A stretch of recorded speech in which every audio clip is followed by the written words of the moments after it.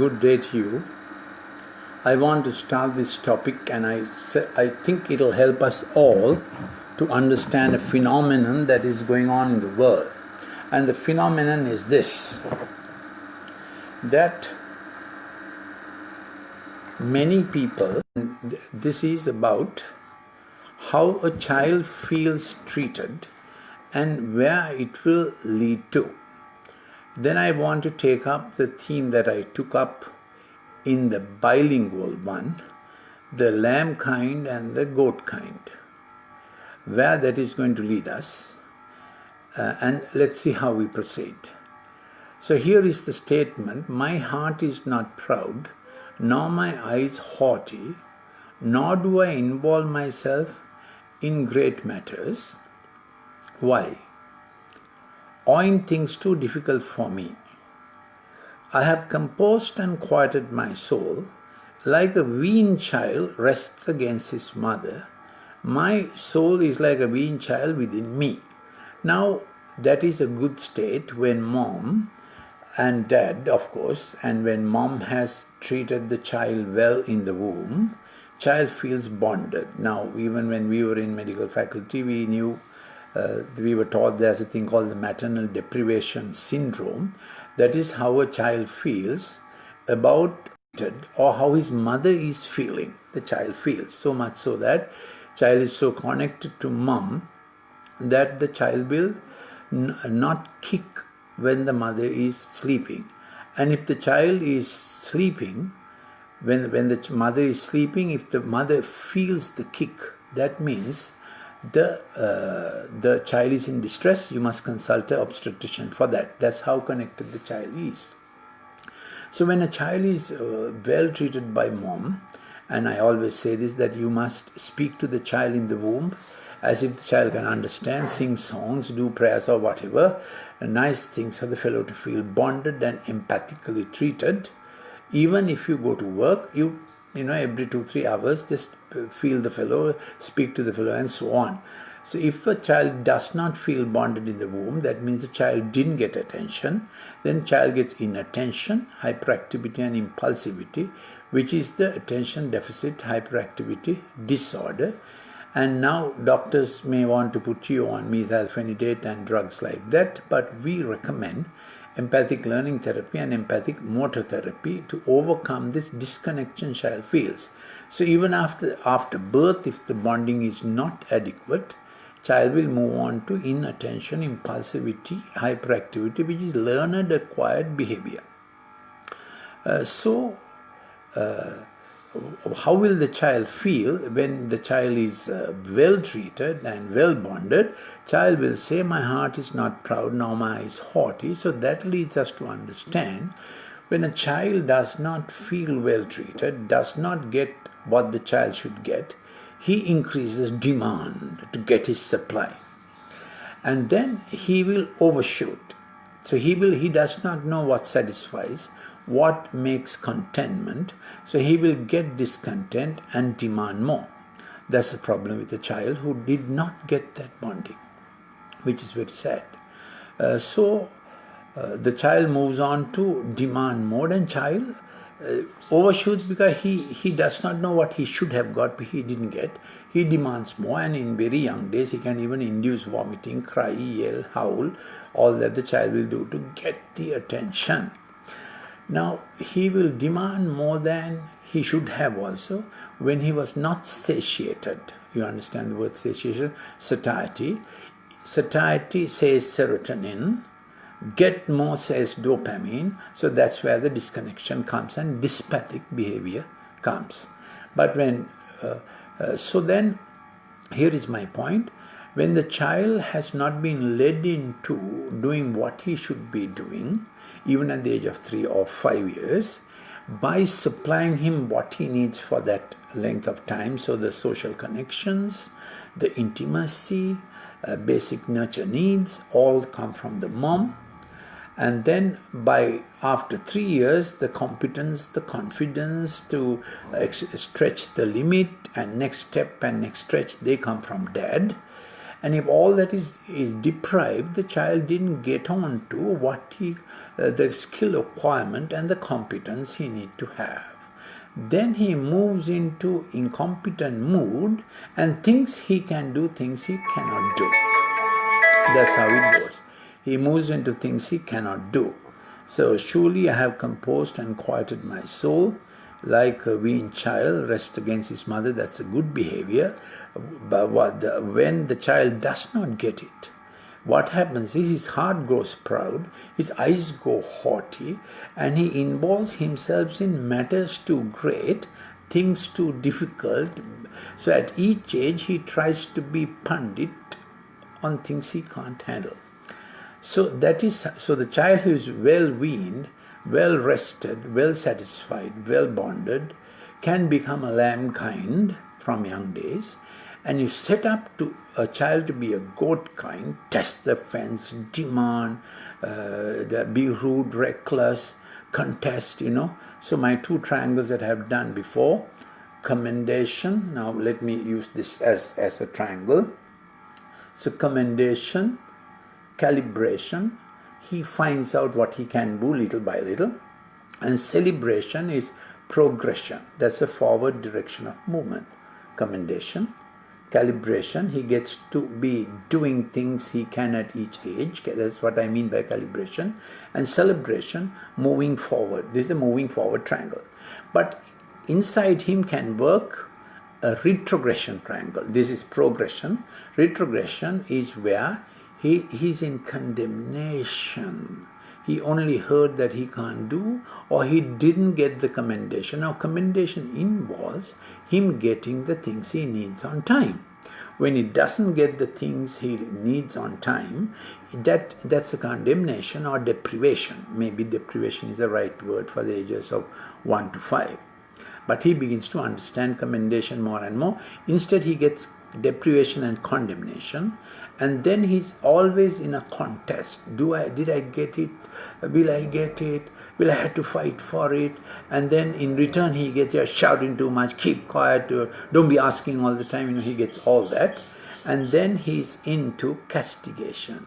And that's a retrogressive backward thing. So in people, the forward thing, a triangle is like that: commendation, calibration, celebration. And the backward thing is condemnation, contest, and castigation. And in some people, the two may try hard in a conflict. Did you understand, mankind?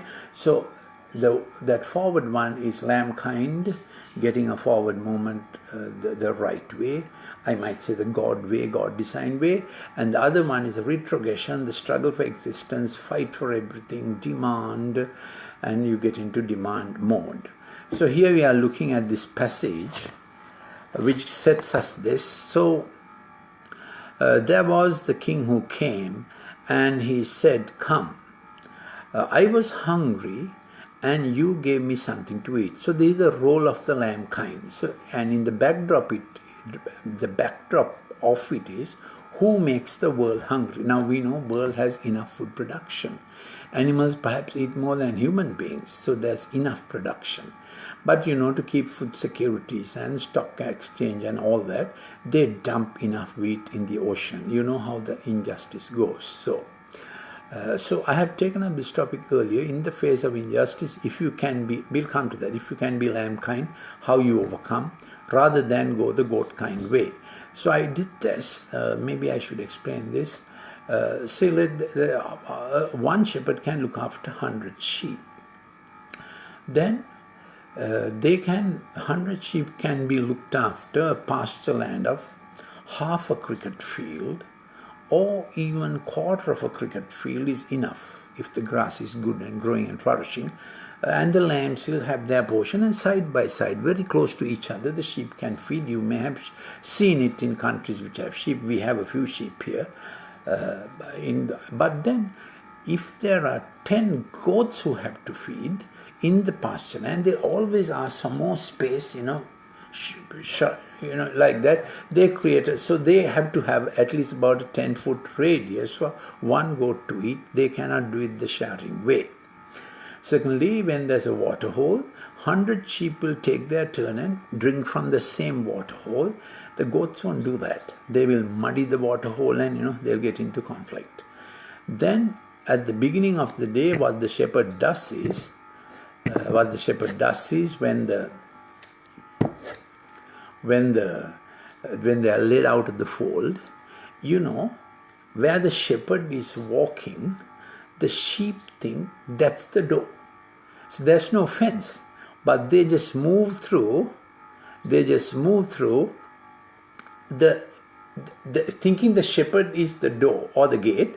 They just move in a file of 2 by 2. Even the 100 will get to the place where they have to go, as if there's no other as if there is an invisible boundary or something. They just go behind the shepherd. But goats are not like that. They will go as they please. And you have heard the usage of the term test the fence. So goats are into test the fence behavior, and they'll put their head and butt each other, butt even the shepherd, butt the fence and break the fence and see. So when we were younger, we had this thing around the goat's neck so that prevent them getting into other people's properties. That's the goat kind nature. But the sheep will, what the shepherd does is, he takes them to the pasture land, then they just follow him and gather, and 2 circles he will do around them walking. Sheep are not very bright or keen-sighted. They hear more and they smell. So the shepherd can look after about 100, and then when the shepherd has done the 2 rounds around him, walking around, they think that's their boundary. They never breach it till he gets up. When it is time to go, then again they will move behind him, 2 by 2 or 2 and 3, just in very orderly fashion. So I drew a picture from the lamb kind world and the goat kind world. Then I have already explained a few things, what pushes people to be like goat kind. Now, so here is a scenario.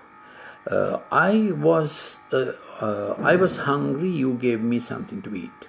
So here is an analysis or a summary of things. So there are people who cause hunger, inequality, and then there are the lamb kinds who attend on inequality. They try to quell hunger. Then I was thirsty, you gave me something to drink. So the water source is polluted and people go thirsty, but the lamb kind are trying to help in that. Third problem, I was a stranger, alien, exile, out of my homeland, out of home. You invited me in. So there are those who create homelessness, create conditions that drives people out of their homes and out of their homeland. So the migrant crisis and all that, there's the engineered part of it through war, and there's another engineered part of it, offer greener pastures outside, and there's a brain drain out of a nation. A lot of our young people think the best haven is not in Sri Lanka, out somewhere. So we lose our best, maybe, even doctors, lawyers, whoever can go wherever. So there's a competition, struggle for existence, wherever who can. So the goat kind have created a survival of the fittest, but the lamb kind agree to all can thrive, the complementary mode, while the goat kind gets into competition mode, and the two will be increasingly at war in a post-COVID world, where resources are shrinking, patience is shrinking, ambition is increasing, might is right is how people think problems can be solved. So my suggestion is the lamb kind in professions will be very important. Yes, we might be needed more than those days when resources were wider available and the bubble was kept up. 400 global brands getting ready for world occupation without weapons, other than the weapons of vaccines, pharmaceutical, fashion, confectionaries, toys, amazing weapons, isn't it? Perfumes, and all those consumerist stuff with which they occupied the world and got 99% of world's GDP and turnover being consumed by 1%. By the time COVID arrived on us, let me repeat it, 1% consuming 99%, which means 99% is restricted to just 1%. Whereas in 1960, before John Maynard Keynes, the Keynesian economics hit in, increase the demand so that you'll have to supply more and more. Everlasting economic growth was what was predicted by John Maynard Keynesian economics. And then in 1960, 40% of the world ate 60%. So it was not completely equal, but it was a 3:1 ratio. Now it is a 99:1 ratio when COVID arrived. So this I'm explaining how people get hungry, who creates hunger, how people get thirsty, who creates thirsty. So I'm calling them the goat kind, and who's attending on the problem, trying to redeem, reconcile and restore, I call them the lamb kind. So we came up to the point, we are told I was a stranger, you gave me a home, you took me in. So whole lot of migrants dislocated from their country, dissatisfied and causing problems in other countries. And with COVID, of course, many of our own Sri Lankan students in Melbourne, for instance, stuck with our jobs, shut down. It's quite a sad, messy situation, and they compel their parents to sell up or mortgage a property, and they pay for some course somewhere, and sometimes they keep changing courses. That's a different topic. So I'm Dr. Lalith Mendis. My last official post was, meaning state post, was as head of Department of Pharmacology. That's why I spoke a lot about chloroquine and so on, hydroxychloroquine and so on.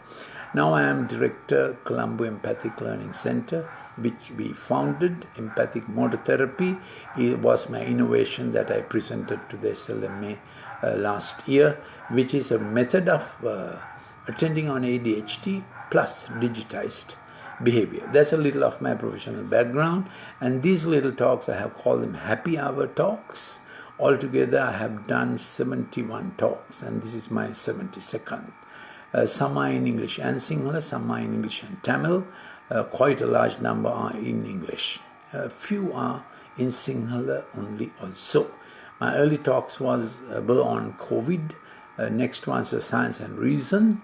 And in recent times I have been doing more of these happy hour talks, which relates to family and emotional, social development of not only children but of adults also. So hunger, thirst and alienation from home. Next one is I was naked, you clothed me. So you know that nakedness has been used as an industry, thriving industry, pornography, addictive industry, demeaning, dehumanizing industry, and I want to add to that the gay industry, LGBTQ industry, all have become methods of earning. For instance, if a girl thinks or is made to think she's not girl, you give testosterone and prevent puberty. That is terrible, isn't it? That's child abuse. So Dr. Paul McHughes, John Hopkins, much celebrated psychiatrist, has done a long research, and he has stated without any variation that gay is choice and not genetics. If you need that document, I can send it to you. My WhatsApp reachable is +94 77 49 59 214. If you send me a WhatsApp for that, I can send any of my earlier clips. Also, you can go on my YouTube channel, Dr. Lalith Mendis, or my Facebook timeline. So the fourth one is nakedness, which is a big industry. So lamb kind are those who heal that vulnerability. Goat kind are those who do that. Then we have I was sick and you visited me. So you know, sickness, wellness, illness, wholeness is a massive industry. You know that. So people are swallowing a whole lot of minerals and they're excreting that in the urine, and sickness is created. And you know the vaccine struggle. Pfizer says we have it, AstraZeneca says we have it, Gavi and Bill Gates says our Moderna is the vaccine, and China is saying we have already got the best vaccine. Now it is, one has to wait and see who will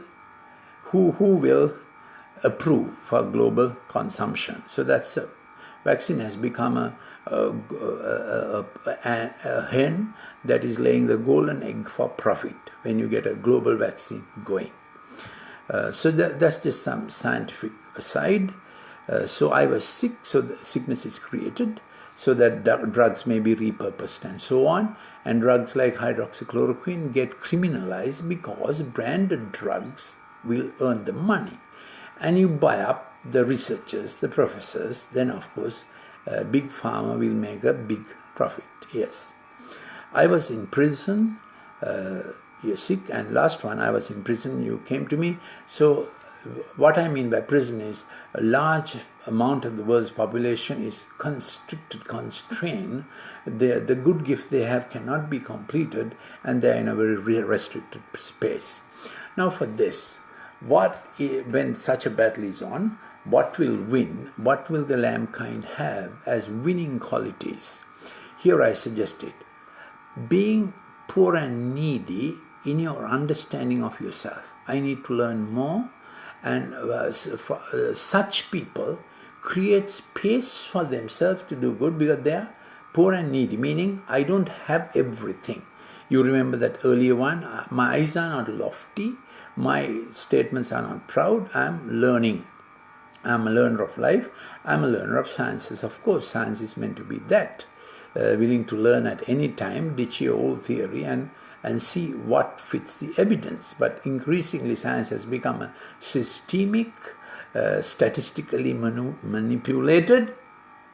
What the system says goes as science. So they criminalize hydroxychloroquine, contrary to the pharmacological evidence, and they brought in dexamethasone. Everybody knows dexamethasone works in conditions of immune upheaval, but it's a non-specific drug with a lot of side effects, and it cannot prevent the reaction, and only you can treat with it the people who are almost dying. Whereas hydroxychloroquine given early prevents the immune storm and everything else. So I have done this extensively in my COVID science talk. Just one example, when you have an attitude of poor and needy, meaning I need to learn, I need to give hear other opinion. Second quality is those who are meek, they will rule a larger part of the earth. Meaning, what does that mean? Meek are those who make space for others. So lamb kind are meek, they make space for others. In your profession, in your field of expertise, the next generation, the juniors, you make space for them happily. Goat kind will elbow them out and keep your advantaged position. At present, a fracas is developing between the CDC, Dr. Fauci, and Gavi, because Dr. Fauci has agreed to AstraZeneca trialing the Oxford vaccine in US before Moderna and Gavi came out with the Bill Gates vaccine. So you can see criticism by Bill Gates about Dr. Fauci these days, about the CDC. So that's how intense the vaccine battle is, which is not scientific at all. It's just a matter of profit and domination. So 400 global brands produce their stuff in China's massive cities, which have become industrial zones, polluted, no human rights, no labor laws. So the global brands prefer to produce in China rather than in their own countries. So that's the problem there. And these global brands would want to own resources of every country. That's a global invasion, not with thermonuclear missiles, but with different trade strategies. This may sound political, but I'm not doing partisan politics. I'm just getting you to understand where it's going. So that's the meek one. The third one is those who sorrow, mourn for what others do. Rather than protest, rage, you create a better atmosphere to get yourself right and give people another chance. Give people another chance. Did you understand? Fourthly, those who make peace as against people who are always on the conflict edge and confrontation. So especially dad, I have to tell this again, in mistake management of making peace for your young fellow, when he does wrong, they experiment with error, they will try thrill and peril because of the digitized overdrive. If you need to understand more, you need to read a clip on digital science that I have done many clips.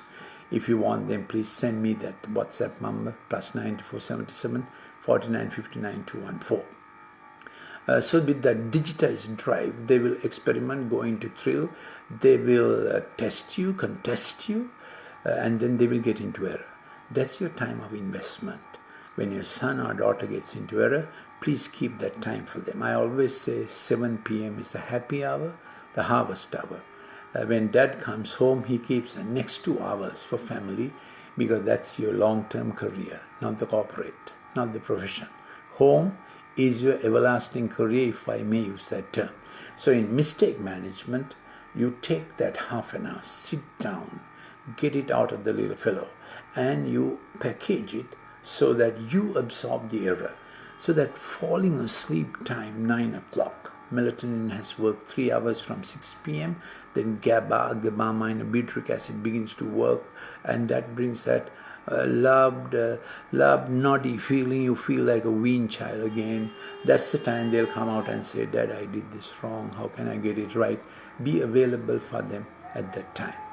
So this is the principle of the Good Shepherd on the cross. He absorbed the errors of everybody else. Those were the nails, those were the thorns that people give each other. And this generation very easily get into thorns.